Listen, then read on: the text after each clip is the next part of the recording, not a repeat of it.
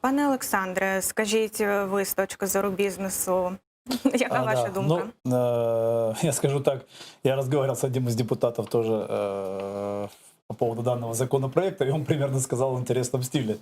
Я вспоминаю прошлую власть, мне, когда вот тема была такого же плана форума, только антикоррупционная, когда было, вы хотите, чтобы вы бизнесмены, не хотите, чтобы было коррупции.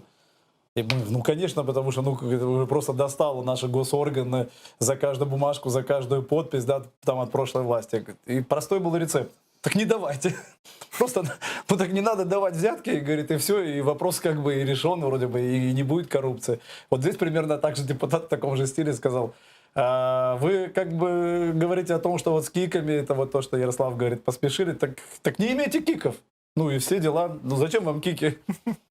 А как насчет того, что у производителя есть филиалы не только в офшор налоговых зонах, да, но и в Польше, и в Румынии, где в Венгрии, где НДС 27%, в Германии. Ну, то есть, когда речь идет о дерегуляции, то, конечно, это, наоборот, сильная регуляция, да.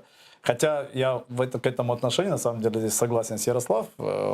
Надо просто максимально упростить. Я тоже за законопроект 2425. Во-первых, его немножечко отложить, упростить, потому что то, что надо идти по пути деофшоризации, это абсолютно очевидно. Я всегда выступал за детонизацию и использование офшоров в деятельности как на экспорт, так и в импорт.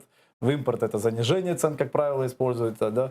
В экспорте или завышение для того, чтобы больше вернуть НДС надутого, да, или там наоборот оставить прибыль, как говорит Ярослав, это уже в зависимости от потребностей. Поэтому деофшоризация абсолютно понятный мировой тренд, который Украина должна точно следовать, да.